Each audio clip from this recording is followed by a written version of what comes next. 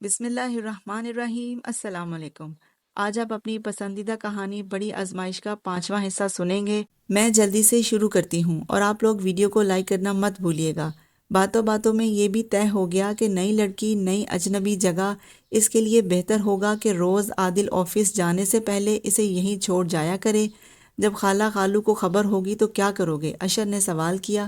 عادل پیشانی مسلنے لگا۔ نکاح کرتے وقت فکر تو تھی، مگر موقع ایسا تھا کہ سوائے جمشید کی پریشانی کے کچھ سوجا ہی نہیں۔ سب کے جانے کے بعد خالہ اسے سمجھانے لگی، ابھی پنڈی میں کسی کو نہ بتانا، خاص کر ماریا کو تو بالکل نہیں، اور جب لے کر جاؤ ساتھ ہی واپس لانا، اسے وہاں نہ چھوڑ کر آنا، تمہاری بھلائی کے لیے کہہ رہی ہوں۔ نہ ماریا کو پورا قصہ سنانا، کیا خبر وہ اپنے پیر کے چکر میں اس بیچاری کو بھی پھنسا دے۔ عادل کے لیے یہ بھی سوالیہ نشان پریشانی کا باعث تھا۔ میں نے کہا، عادل بچے، پھپھو کا پتہ چلانے کی کوشش تو کر، بہت نیک تھی، نہ جانے کیسے اس چکر میں پھنس گئی، پھر لوٹ کر آئی نہیں۔ خالہ سرد آہیں بھرنے لگی۔ انہیں صالحہ پھپھو سے عقیدت کی حد تک محبت تھی، نہ جانے وہ کہاں گم ہو گئیں۔ نازلی پارے کو لے کر آ گئی۔ نازلی نے اس کا میک اپ کر کے اسے بدل دیا تھا، بالکل ہی نیا روپ۔ خالہ نے پارے کو خوب پیار کیا اور دعائیں دیں۔ عادل کو خوشی ہوئی، خالہ نے خود کو خاصا بدل لیا تھا۔ سب ان کے ساتھ، وہ سب کے ساتھ گھل مل کر باتوں میں مصروف تھیں۔ نازلی نے اپنی چند سہیلیوں کو بلا لیا تھا، سب نے خوب شادی کے گانے گائے۔ عادل کی شادی کا سماں خود بخود ہو گیا، مگر روزانہ تو عادل اس روٹین کو جاری نہیں رکھ سکتا تھا، اس لیے کبھی کبھی وہ خالہ کے گھر پارے کو پہنچا دیتا، کبھی خالہ ان کے پاس آ جاتی۔ راشد چلا گیا، اب پارے بالکل اکیلی، مگر خالہ کا وجود غنیمت تھا۔ ان کا رویہ بے حد مشفقانہ تھا۔ شکر ہے وہ اب نارمل ہو گئی تھیں، گھر والے بھی ان کے ساتھ تعاون کر رہے تھے۔ عادل نے ابا کو فون کر کے اچانک شادی کے بارے میں بتایا۔ ابا تو بہت خوش ہوئے۔ سارے مسائل اپنی مجبوری بیان کر کے وہ اسی رویے کی توقع کر رہا تھا، لیکن اصل مسئلہ اماں اور آپا کا تھا۔ آسانی سے تو وہ اس کو قبول نہیں کر سکتی تھی۔ ابا نے کہا، تم مجھے بتاتے، میں نکاح کے وقت پہنچ ہی جاتا۔ گو کہ ایسا آسان نہ تھا، چند گھنٹے ہی لگے تھے فیصلہ ہونے اور عمل ہونے میں۔ ابا، میں چھٹی لے کر آؤں گا، آپ کی بہو کو لے کر کسی کو نہ بتائیے گا۔ اوہو اچھا، ارے بیٹا کیسے چھپاؤں گا اس خوشخبری کو؟ ارم بھی یہی ہے، وہ بھلا مانے گی؟ وہ جانتا تھا جب ارم میکے آتی، اماں پر پورا تسلط جماتی، وہ اس سے دب جاتی تھی، گھر کا ماحول خراب ہو جاتا۔ ابا آپ انہیں سمجھائیں، اپنا گھر کیوں خراب کرنے پر تلی ہوئی ہیں؟ بھائی صاحب پریشان، بچے بھی حیران، یہ پیر فقیر بھلا کب کسی کو کچھ دیتے ہیں؟ اور آپا کو ہر چیز میسر ہے، شوہر، گھر، بچے، پھر کس لیے پیروں کے در کی خاک چھانتی ہیں؟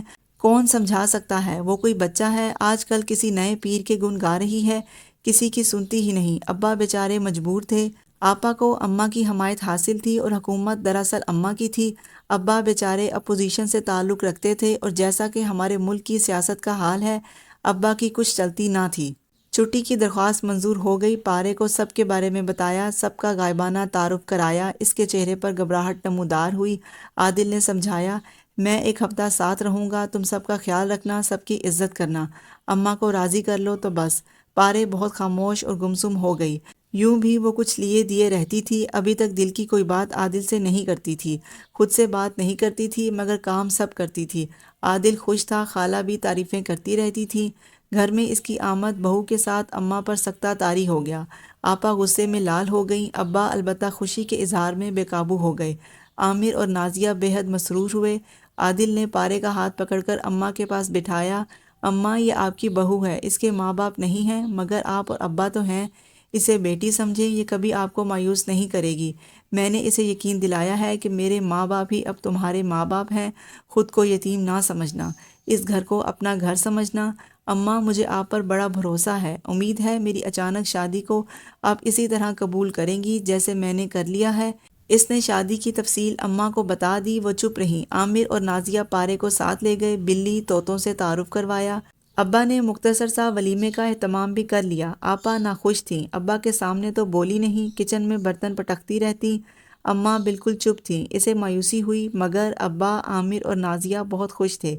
عادل نے محسوس کیا جب وہ کہیں باہر جاتا ہے، کسی دوست کے پاس یا رشتہ داروں سے ملنے، واپس آ کر پارے کو مضطرب پریشان دیکھتا۔ اسے یقین تھا آپا ناگواری ظاہر کرتی ہوں گی، پوچھنے پر کچھ بتاتی نہ تھی، خوف زدہ ہو جاتی۔ البتہ نازیہ سے خوش رہتی، پھپھو کی طبیعت خراب تھی، وہ ولیمے پر بھی نہیں آ سکی تھیں۔ یوں بھی نند بھاوج کے تعلقات مثالی نہ تھے، خیر ایک دن آ ہی گئیں۔ عادل کو مبارکباد دی، پیار کیا۔ کون سی نیکی کا اجر ہے، شرافت اور پاکیزگی کا نور چہرے سے ظاہر ہے۔ عادل پھپھو سے لپٹ گیا۔ پھپھو آپ کی دعائیں اور میری نیک نیتی۔ سچ ہے بیٹا، کوئی نیکی بھی ضائع نہیں ہوتی، کبھی نہ کبھی اجر مل ہی جاتا ہے۔ ایک یتیم کو اپنا کر تم نے کتنا ثواب کمایا ہے، اللہ ہمیشہ بہت نوازے گا تمہیں انشاءاللہ۔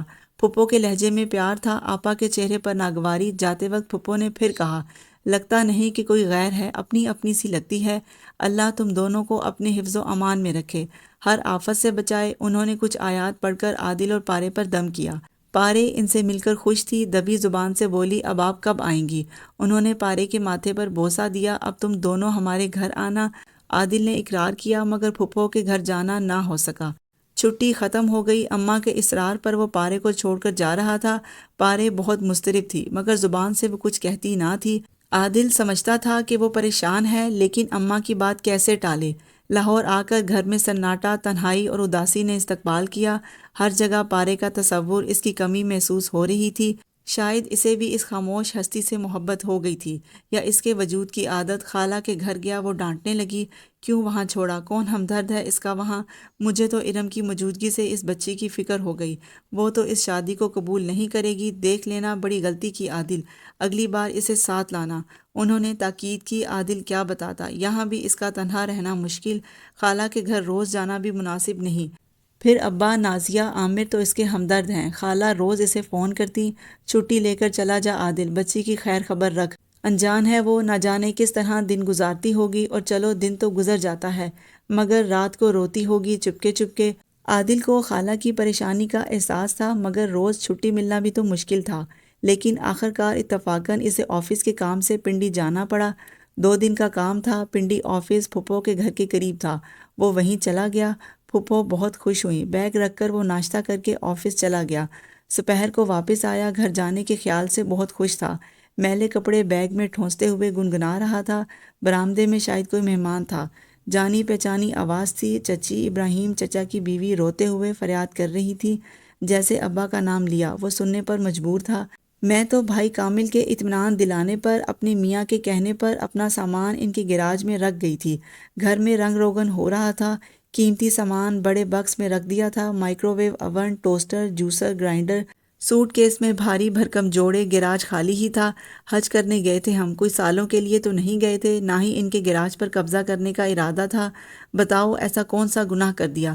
ارم تو پہلے ہی ناک منہ چڑھا رہی تھی، مگر میاں نے کہا، گھر بھائی کامل کا ہے، بس بہن قسیم گھر کو ٹھیک کرانے میں لگا رہا، ہمارے آنے کے بعد دعوتوں کا سلسلہ چلا، مہلت نہ ملی کہ فوراً وہاں سے سامان لاتے۔ اب ذرا اطمینان ہوا تو ہم سامان لینے گئے، مت پوچھو کہ کیا ہوا۔ بکس میں تالا جوں کا توں موجود، کھول کر چاہا کہ چیزیں نکال کر آرام سے ایک ایک کر کے لے جائیں گے، تو کیا دیکھا، نئے کمبل راکھ کا ڈھیر، بجلی کا سامان جیسے کوئلہ، سوٹ کیس کے سارے کپڑے ایسے کہ جیسے بہت فرصت میں کسی نے آگ لگائی ہو۔ خون کے آنسو روتی واپس آ گئی۔ ارم بیگم یوں مسکرا رہی تھیں جیسے بڑا کارنامہ انجام دیا ہو۔ اوپر سے اگلے دن ارم کا حکم نامہ ملا کہ گیراج میں گند پھیل گیا ہے، صفائی کروا دیں۔ ماسی کو لے جا کر گیراج صاف کروایا۔ روتی رہی، نصیبوں کو کس سے کہتی کہ کچھ نہ بچا میرا تو۔ رو رہی تھیں زار زار۔ ہاں بھابھی، سنا تھا میں نے بھی، پھپھو افسردگی سے بولی۔ سب جانتے ہیں آپا، سب جانتے ہیں، ارم جادوگروں کے ہاتھ میں کھیل رہی ہے، ہر کسی سے کدورت ہے اسے، مگر نقصان تو دوسروں کا ہوتا ہے، بھائی کامل بھی جانتے ہیں، بھابھی بھی، مگر سب بے بس ہیں۔ وہ رو رہی تھیں، پھپھو انہیں تسلی دے رہی تھیں۔ عادل اپنی جگہ منجمد ہو گیا تھا، ساری خوشی کافور، نہ جانے یہ کیا معاملہ تھا۔ سب جانتے تھے آپا پیر فقیر درویشوں کے در پر حاضری دے کر خوش ہوتی تھیں، اپنا گھر، شوہر، بچے سب چھوڑ کر میکے میں آ گئی تھیں۔ چچی کا سامنا کرنے کی ہمت نہ ہوئی، مگر پارے کا خیال آ گیا، بیگ لے کر سست قدموں سے باہر نکلا۔ چچی سے سامنا ہو ہی گیا، سلام کر کے باہر آ گیا، ٹیکسی کر کے گھر روانہ ہو گیا۔ ابا، اماں، بہن بھائی اور پارے، وہ جو کچھ کہتی نہیں، بتاتی نہیں، مگر اس کی آنکھیں بولتی ہیں، اس کا چہرہ اس کے جذبات کا آئینہ دار تھا۔ ابا مسجد جا رہے تھے، سلام دعا کے بعد وہ اندر اماں کے کمرے میں آ گیا۔ آپا وہیں تھیں، طنز کرنے لگی، واہ بھئی، مہینوں شکل نہیں دکھاتے تھے، اب مہینہ بھر بعد گھر یاد آ گیا۔ ہاں بھئی، ماں بہنوں کی کیا حقیقت ہے، اصل میں تو بیوی ہے، جدائی برداشت نہیں ہوئی۔ وہ ٹال گیا، بات غلط نہ تھی۔ آپا کب آئیں آپ، بھائی صاحب کیسے ہیں، اور وہ اپنے چھوٹو اور گولو نظر نہیں آ رہے۔ آپا بغیر جواب دیے منہ پھیر کر چلی گئیں۔ کچھ دیر بعد اس نے ہنس کر کہا، کیا مہمان کو چائے وائے پلانے کی رسم اب نہیں رہی؟ چولہا خالی ہوگا تو چائے بنے گی۔ اماں نے روکھے لہجے میں کہا، تمہاری بیوی تو سست اول درجے کی، کھانا اتنی دیر میں بناتی ہے جیسے بارات کے لیے دیگ پکا رہی ہو۔ کیوں کھانا وہ کیوں بناتی ہے؟ نصیبن بوا کہاں ہیں؟ وہ حیرت زدہ تھا۔ بوا برسوں سے کھانا پکا رہی تھی، پارے ابھی تک نظر نہیں آئی تھی۔ نہ جانے اس سے اور کیا کیا کام لیا جا رہا ہوگا۔ وہ بے مزہ ہو کر کمرے میں آ گیا۔ کمرہ بکھرا ہوا سا تھا، جیسے وہ بستر سے اٹھ کر ابھی کہیں گئی ہو یا پھر صبح سے ابھی تک اسے کمرے میں آنے کی مہلت نہ ملی ہو۔ کمبل، بستر کی سلوٹیں، کرسی پر بے ترتیبی سے پڑا تولیہ۔ عادل نے کمبل تہہ کر کے چادر درست کی، تولیہ واش روم میں لٹکایا، بستر پر لیٹ کر سوچنے لگا، اتنی دیر ہو گئی، پارے ایسا کیا کام کر رہی ہے جو اسے ابھی تک آنے کی فرصت نہیں ملی۔ نازیہ چائے لے آئی۔ بھائی فی الحال آپ کو بھابھی کے ہاتھ کی بنی چائے ہی ملے گی، کیونکہ وہ کھانا بنا رہی ہیں، وہ بھی ایسی مشکل ڈش جو انہوں نے کبھی بنائی نہیں، مگر آپا کا حکم ہے کہ وہی بنائیں۔ کچھ تو بنانا آئے۔ کچھ تو سے کیا مراد ہے؟ وہ بے چین ہوا۔ کچھ تو سے مراد ہے شب دیگ۔ وہ ہنسی، میں نے یہ نام سنا تو ہے، مگر ہمارے ہاں کبھی ایسی ڈش نہیں بنی، اسی لیے آج بھابھی سے بنوائی جا رہی ہے۔ کوفتوں کے لیے قیمہ چوپر کی بجائے سل پر پیسا جائے گا۔ تو یہ تو کوفتے ہوئے، شب دیگ تو پوری رات پکائی جانے والی ڈش ہوگی۔ جی نہیں، اس کوفتوں کے سالن میں شلجم ڈالے جائیں گے، اسی کو شب دیگ کہتے ہیں۔ کوفتوں کو بدمزہ کرنے کی کوشش۔ وہ جھٹکے سے اٹھا، چائے وہیں رکھی رہی، کچن میں جا کر جھانکا، پارے سل پر قیمہ پیسنے میں لگی ہوئی تھی۔ آگے بڑھ کر اس کا بازو پکڑا، گھبرائی ہوئی پارے کو کھینچتا ہوا کمرے میں لایا۔ ہاتھ دھو کر آؤ، حکم دیا۔ وہ ہراساں ہو کر نازیہ کو دیکھنے لگی جو ہنس رہی تھی۔ عادل آرام سے چائے پینے لگا۔ ویسے نازی، تمہاری بھابھی چائے تو اچھی بنا لیتی ہیں، ٹھنڈی ٹھنڈی اس لیے ہے کہ آپ گرم ہو گئے ہیں۔ بھابھی جائیں، ہاتھ منہ صابن سے اچھی طرح دھو کر آئیں، آپ کے پاس سے قیمے اور پیاز کی اسمیل آ رہی ہے۔ پارے شرمندہ ہو کر واش روم میں گھس گئی۔ نازیہ نے عادل کے ہاتھ پر ہاتھ مارا، کیسی رہی؟ بہت اعلیٰ۔ نازی، آخر آپا اپنے گھر کب جائیں گی؟ کوئی پیشن گوئی نہیں کر سکتا۔ اب جو نئے پیر صاحب بقول آپا کے بہت پہنچے ہوئے ان کو ملے ہیں، ان کا تازہ حکم یہ ہے کہ 1.25 مہینہ وہ اپنی قیامگاہ تبدیل نہ کریں، ورنہ بہت نقصان ہوگا۔ پیر صاحب ان کے لیے چلہ کاٹ رہے ہیں، مگر کس لیے؟ آپا کے دشمنوں کی تعداد بہت ہے نا، ان سب کا کلا کما کرنا ہے۔ 1.25 مہینے بعد بھی نہیں کہا جا سکتا کہ کوئی نیا حکم نامہ جاری ہو جائے۔ پچھلے مہینے انہوں نے کہا بدھ کے دن صبح جو سب سے پہلے تمہارے سامنے آئے گا وہ تمہارا دشمن نمبر 1 ہوگا۔ بوا نصیباً کھانا پکانے کا پوچھنے آئیں، بس قصوروار ٹھہرائی گئیں، باہر نکال دیا گیا۔ پارے منہ ہاتھ دھو کر آئی، فکر مند چہرہ، پریشان آنکھیں، بجھا بجھا سا وجود، بیمار سی لگ رہی تھی، رنگ بھی جھلس گیا تھا۔ کیا یہ وہی پارے ہے جو دلہن بنی اس کے سامنے آئی تھی؟ دمکتا چہرہ، مہکتا وجود۔ نازی، پارے کو کیا ہوا ہے؟ کھانا وانا نہیں ملتا کیا؟ پارے نظر چرا کر ادھر ادھر دیکھنے لگی۔ نازی بولی، بتاؤں کھانے میں کیا ملتا ہے؟ آپا کی ڈانٹ کی سویٹ ڈش، اعتراضات کی سلاد، گھورتی آنکھوں اور پیر صاحب کی دھمکیوں سے لبریز کھانا۔ بھائی بھابھی خوفزدہ رہتی ہیں، انہیں اپنے ساتھ لے جائیں۔ باہر سے آپا کی چنگاڑ سنائی دی۔ پارے گھبرا کر کھڑی ہو گئی۔ میں جاؤں؟ ابھی کھانا بنانا ہے۔ بالکل نہیں، عادل نے پارے کا ہاتھ پکڑ کر بٹھایا۔ نازی، آپا سے کہو شب دیگ وہ خود بنا لیں، پارے خراب کر دے گی، میں تھکا ہوا ہوں، اب یہ میری خدمت کرے گی، جاؤ۔ نازیہ برتن اٹھا کر پارے کے گھورنے کی پرواہ نہ کرتے ہوئے باہر چلی گئی، ہنستی ہوئی دروازہ باہر سے بند کر گئی۔ پارے مزید پریشان ہوئی۔ عادل نے اسے قریب کیا۔ یہاں تک میرے ساتھ رہنے کا بہت شکریہ۔ آپ کو میری آج کی ویڈیو کیسی لگی؟ اپنی رائے کا اظہار ضرور کیجیے گا۔ آج میں اپنی اس کہانی کی نئی پلے لسٹ بنا دوں گی، اگر آپ کا سننے کو دل چاہے تو پلے لسٹ کو چیک کر لیجیے گا۔ میری دعا ہے کہ اللہ آپ کو آسانیاں عطا فرمائے اور آسانیاں تقسیم کرنے کا شرف عطا فرمائے۔ جزاک اللہ۔